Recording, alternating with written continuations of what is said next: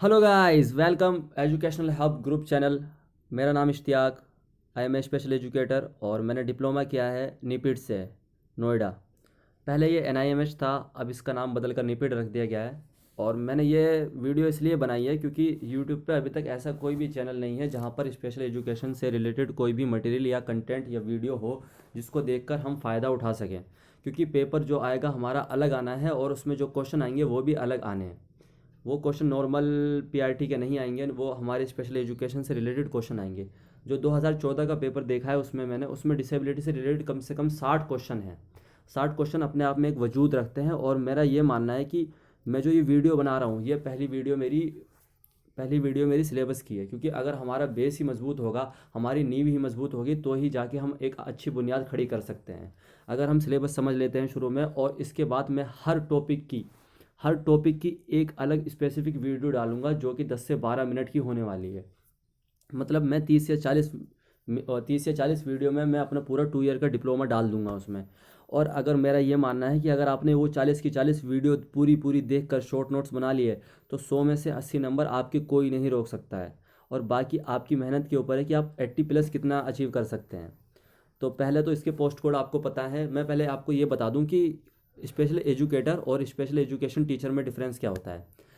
Difference, क्योंकि ये भी चीज़ मुझे बाद में पता चली थी। डिफरेंस ये होता है कि अगर आपने 12th के बाद डिप्लोमा किया है, चाहे वो HI में किया है, MR में किया है, VI में किया हुआ है, ऑटिज़म में किया हुआ है, तो आपने 12th के बाद किया है तो आप हैं स्पेशल एजुकेटर और आप हैं एलिजिबल प्राइमरी लेवल के लिए, फर्स्ट टू फिफ्थ। और स्पेशल एजुकेशन टीचर की बात करें तो जिसने 12th के बाद ग्रेजुएशन करी, ग्रेजुएशन के बाद बीएड करी, चाहे वो LD में करी, VI में करी, HI में करी, और उसके जब उन्होंने वो करा तो वो हैं स्पेशल एजुकेशन टीचर और वो एलिजिबल हैं क्लास 6 to 8 के लिए। अब देखिए पार्ट ए में और पार्ट बी की बात करते हैं, क्योंकि DSSB का जो एग्ज़ाम आता है वो दो डिवाइड में आता है, पार्ट ए और पार्ट बी। पार्ट ए की बात करते हैं तो उसमें 5 डिवाइड होते हैं और पहला होता है 20 की हिंदी, 20 की इंग्लिश, 20 की मैथ, 20 की रीजनिंग, 20 की जीके। पार्ट बी की बात करते हैं तो इसमें 100 नंबर की हमारी special education, teaching methodology, child and education psychology और टीचिंग एप्टीट्यूड, ये सारी चारों चीज़ें आएंगी उस 100 नंबर में। तो अब ये चारों चीज़ें आएंगी तो हमें ये पता चलना चाहिए ना कि हम कौन सा सब्जेक्ट कितना पढ़ें और कितना ठीक है। अब ये है कि पर्सन विद डिसेबिलिटी है, उसमें से आना है 2 या 2 नंबर का क्वेश्चन। अब उसको हम 20-25 दिन पढ़ते रहे हैं तो हमारा टाइम ही ख़राब जाएगा, और फिर उसमें से आना सिर्फ 2 नंबर का है तो उस हिसाब से हम पढ़ाई करेंगे। तो इसको पहले 100% को 4 भागों में डिवाइड किया है। स्पेशल एजुकेशन डिसेबिलिटी से 40% का माना गया है। इसमें सारी डिसेबिलिटीज़ आएंगी, इम्पेयरमेंट, डिसेबिलिटी, हैंडीकैप की डेफिनेशन आएगी। जितनी भी हमारी डिसेबिलिटीज़ है, autism, mental retardation, cerebral palsy, multiple disability, VI HI, इन सभी के बारे में बताया जाएगा। इन सब के कैरेक्टरिस्टिक, इन सब का मेज़रमेंट कैसे करते हैं, IQ लेवल क्या होता है, डेसिबल पे कैसे मापते हैं, और विज़न के लिए है कि दूरी का क्या है हिसाब, की कितनी दूर तक देख पाते हैं तो विज़न कैटे लो विज़न में आता है या कितने पे नॉर्मल विज़न है, इन सब को देखेंगे। और दूसरा है टीचिंग मेथडोलॉजी एंड एजुकेशन। इसमें हमारा ये आता है कि हम बच्चों को किस तरीके से पढ़ाते हैं, कौन सी टेक्निक अपनाते हैं बच्चे के लिए। बच्चे को हम प्रिंसिपल क्या होते हैं टीचिंग के, ग्रोथ डेवलपमेंट की भी बातें आती हैं इसमें कि हम बच्चे को पहले जानते हैं और जब हम बच्चे को पढ़ाते हैं तो वो वहाँ पर हमारा जो भी IP होती है, लेसन प्लान होता है, ग्रुप टीचिंग होती है, इन सबको किस तरीके से प्रेजेंट करते हैं। मतलब वो पूछ लेंगे आपसे कि एक क्लास में 4 बच्चे हैं, 3 का IQ लेवल इक्वल है और एक उसमें ऑटिज़म है और हाइपर है, तो उसके लिए आप कैसे मैनेजमेंट करेंगे, क्या टेक्निक अपनाएंगे, क्या बिहेवियर मॉडिफिकेशन करेंगे, क्या रीइंफोर्समेंट देंगे, इन सबको देखते हैं। और तीसरा पॉइंट है child and educational psychology plus pedagogy, 25% की। इसमें नॉर्मल साइकोलॉजी आएगी, जैसे कि cognitive cognitive, moral, social theories आएंगी, लर्निंग थ्योरीज आएगी, पेवलो आएगा, वॉटसन आएगा। कोग्निटिव में प्याजे जी आएंगे, कोहलर में इंसाइट लर्निंग आएगी, कोलबर्ग में मॉरल डेवलपमेंट आएगा। तो इस तरह के क्वेश्चन भी आएंगे तो वो 25% आएंगे सिर्फ। और चौथा है टीचिंग एप्टीट्यूड। आपकी बच्चों को पढ़ाने की अभी क्षमता कैसी है, आपका पैशंस कैसा है, आप क्लास क्लास के प्रति आपका नज़रिया कैसा है, विज़न कैसा है, आपको आप क्लास को में इम्प्रूवमेंट कैसा दिखाना चाहते हैं। अगर कुछ बच्चे हाइपर हैं, कुछ प्रॉब्लमेटिक बिहेवियर वाले बच्चे हैं, कुछ स्टबर्न हैं, कुछ भाग जाते हैं, कुछ गाली बकते हैं, तो उनके लिए आप क्या क्या टेक्निक अपनाएंगे और किस तरीके से उनको पढ़ाएंगे। चलिए पहले पॉइंट की बात करते हैं। तो इसमें है understanding impairment disability and handicap. जितने भी ये फर्स्ट सेकंड थर्ड ये टॉपिक हैं, मैं इनकी स्पेसिफिक एक वीडियो डालूंगा जो कि 10 से 12 मिनट की वीडियो होगी। तो मेरे हिसाब से इसमें 50 टॉपिक है और 50 वीडियो ही बनेगी। मेरा मानना यह है कि अगर आप वो 50 वीडियो देख लेंगे तो 100 में से 60-70 नंबर आपके आ ही जाएंगे। और फिर एनसीईआरटी की 11th-12th भी मैं कवर करता हुआ चलूँगा साथ साथ। तो मेरा मानना है कि 80 नंबर आपके आ सकते हैं, और ऊपर आपकी मेहनत है, आप 85 लाएँ, 82 लाएँ, 81 लाएँ, या 70 प्लस तो आपके हैं ही, मेरा ये मानना है अगर आप इसको देख लेते हैं। तो इसमें दो मॉडल थे, ICIDH मॉडल 1980 और सेकंड मॉडल था ICF मॉडल 2001। तो पहले मॉडल की बात करते हैं। इसमें है ICIDH, इसकी फुल फॉर्म होती है international classification of impairment disability and handicap model 1980। इसमें था सारे डिसेबिलिटीज़ को बताया गया था। जो शुरू में पहले डिसेबिलिटीज़ का क्लासिफिकेशन नहीं था, मतलब कोई सी कुछ भी हो बच्चा, अगर वो एबनॉर्मल है या फिर वो अपनी एज के अकॉर्डिंग उसका डेवलपमेंट नहीं हुआ है तो उसको हम डिसेबल्ड बोलते थे कि ये डिसेबल है। उसमें ना ये क्लियर था कि ये MR है, मेंटल रिटार्डेशन है, ना ये ऑटिज्म है, ना सेरेब्रल पाल्सी है, बस वो कहते थे जी ये विकलांग है। अब तो विकलांग की टर्म भी बदल दी, अब दिव्यांग कहते हैं। और दूसरा पॉइंट था ICF मॉडल 2001। ICF की फुल फॉर्म है international classification of functioning model 2001। इसमें हेल्थ और डिसेबिलिटी को लेकर चला गया है कि हम क्या क्या प्रिवेंशन कर सकते हैं, और डिसेबिलिटीज़ को काफ़ी अच्छे से एक्सप्लेन करा था कि अब इसका भी एक, पहले ये एक छोटे हिस्से में था कि ये सिर्फ एक डिसेबिलिटी का एक थोड़ा वजूद था, मगर अब ये काफ़ी बड़ा करके बताया गया कि अगर इस तरह की कैटेगरी है तो ये इसमें आएगा, ये IQ लेवल है तो वो मेंटल रिटार्डेशन की इस कैटेगरी में आएगा। अगर वो उसका विज़न इतना है, वो इतने दूरी तक देख पाता है तो वो लो विज़न में है। अगर वो इतने डेसिबल तक सुन पाता है तो वो हियरिंग है। इस तरह की इसमें बातें करी गई। और दूसरा है सबसे, मेरे हिसाब से सबसे ज़्यादा important, history of special education. इसमें 6 टॉपिक है, मगर मेरे हिसाब से 6 लाइनें हैं इसमें, मगर मेरे हिसाब से ये इनफ नहीं है, क्योंकि हिस्ट्री ऑफ स्पेशल एजुकेशन अपने आप में एक वजूद रखता है। और मेरा मानना यह है कि उसमें से ज़्यादा नहीं, 100 नंबर में से 5 नंबर तक पूछा जा सकता है। चलिए ठीक है, वो हम उसके लिए मैं वीडियो डालूंगा। अभी इसके 6 पॉइंट कवर कर लेते हैं। तो पहला A पॉइंट है, first book of special education is Panchatantra by Vishnu Sharma. ये कहना चाह रहा है कि जो स्पेशल एजुकेशन की पहली किताब इंडिया में किसने लिखी, तो वो लिखी थी पंचतंत्र विष्णु शर्मा। तो पंचतंत्र में स्पेशल एजुकेशन को थोड़ा सा एक्सप्लेन करा गया था। उसमें इसका जिक्र किया गया था कि ऐसा भी कुछ होता है, मतलब दिव्यांग बच्चों के लिए भी विशेष शिक्षा होनी चाहिए। और इसका B पॉइंट है, first school in India started by Raja Kali Shankar Ghoshal for visually impaired at Varanasi in 1826। पहला स्कूल इंडिया में 1826 में खोला गया वाराणसी में विजुअली इम्पेयर्ड लोगों के लिए। C पॉइंट है, first school for deaf and blind at Mumbai in 1886। 1886 में डेफ एंड ब्लाइंड लोगों के लिए एक स्कूल खोला गया। और D पॉइंट है इसका, first special classroom in mainstreaming school after independence by Srinivasan in 1954। 1954 जब भारत देश हमारा आज़ाद हुआ, जब सरकार हमारे देश की अपनी खुद की बनी, खुद का संविधान बना, तो 1954 में श्रीनिवासन साहब ने मैन स्ट्रीमिंग क्लासरूम बनाई। E पॉइंट है, centre school welfare board formally introduce special school इन 1953 में। 1953 में एक बोर्ड था जिसका नाम है सेंट्रल सोशल वेलफेयर। उसने स्पेशल एजुकेशन को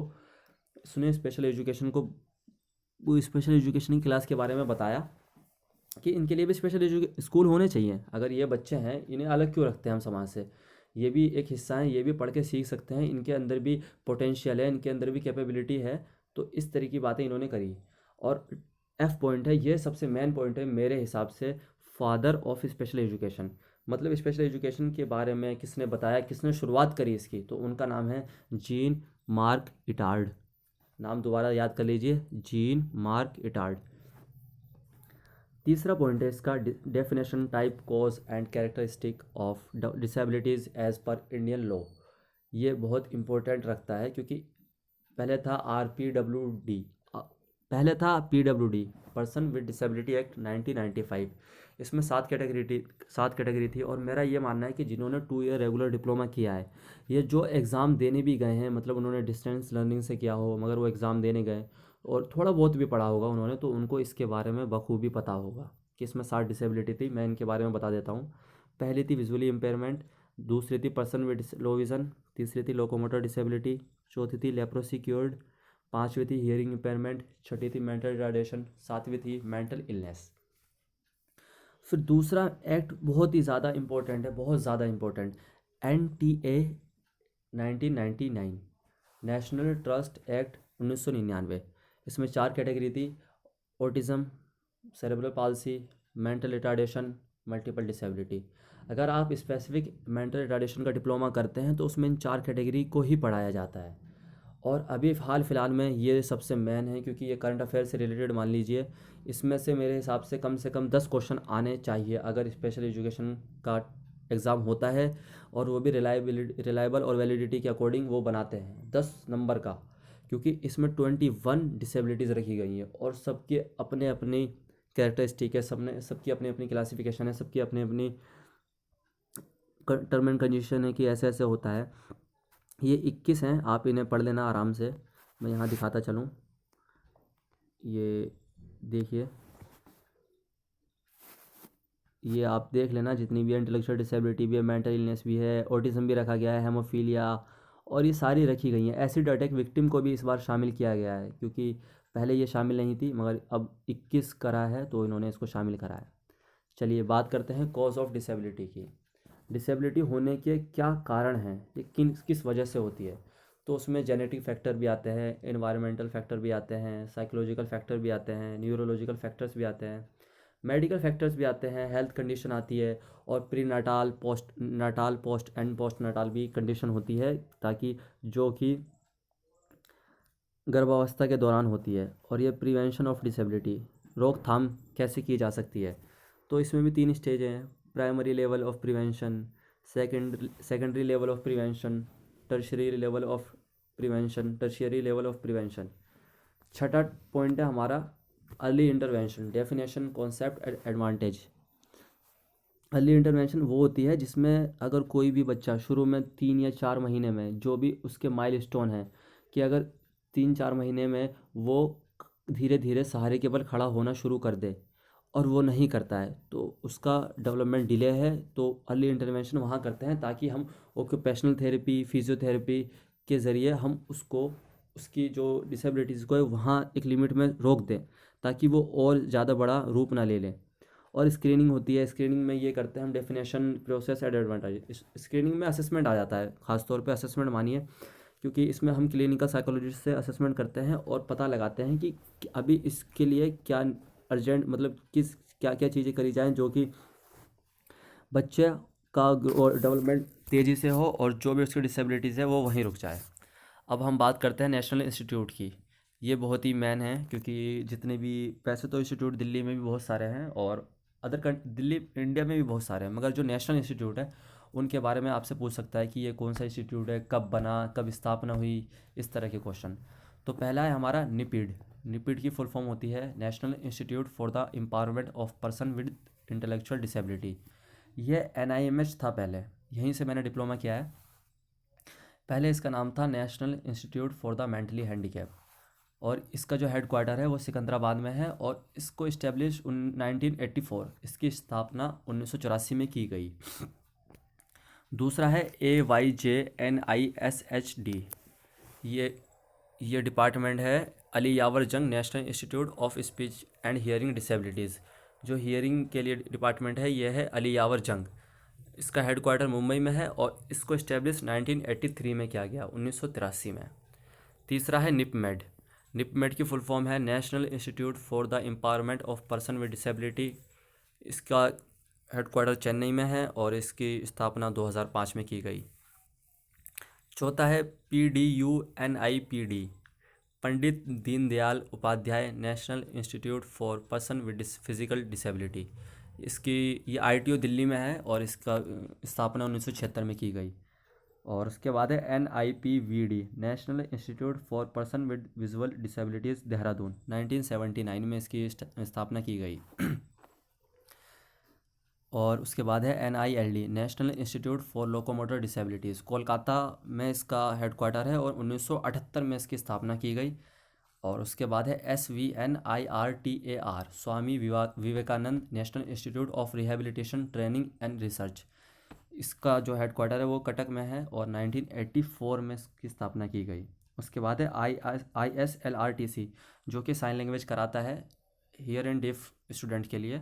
तो इसकी फुल फॉर्म है Indian sign language research training centre, और इसका हेड क्वार्टर है दिल्ली में, और इसकी स्थापना 2015 में की गई। उसके बाद हम बात करते हैं इंटरनेशनल बॉडीज़ की।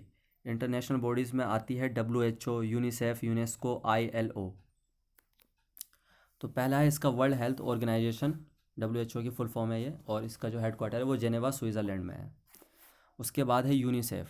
यूनिसेफ की फुल फॉर्म है united nation international education emergency fund. इसका हेड क्वार्टर न्यूयॉर्क में है। और उसके बाद है यूनेस्को। यूनेस्को की फुल फॉर्म है united nation educational scientific and cultural organisation. इसका हेड क्वार्टर पेरिस में है। और उसके बाद है ILO, इंटरनेशनल लेबर ऑर्गेनाइजेशन। इसका हेड क्वार्टर जेनेवा में है।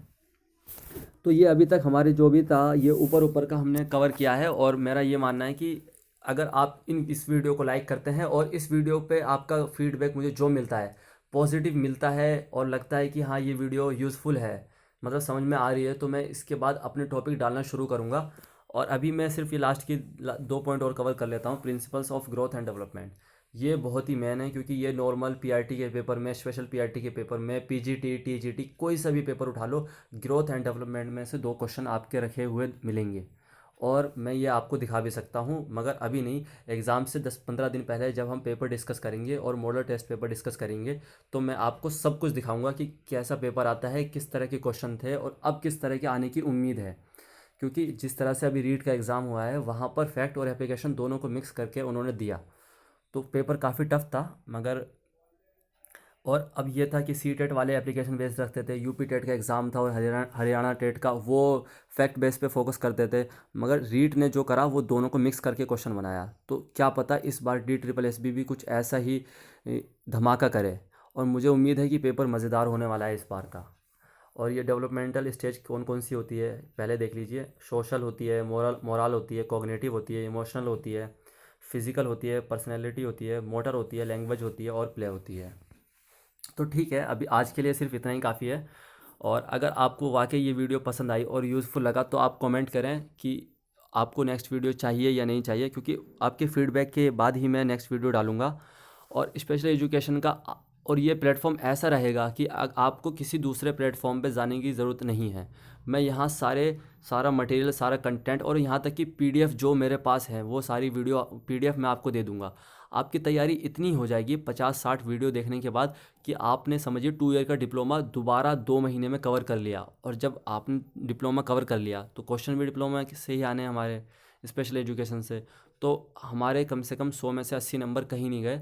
और थैंक्स फॉर वॉचिंग, इसको लाइक करें और जो भी दोस्त आपके तैयारी कर रहे हैं स्पेशल एजुकेशन की उसके साथ शेयर करें।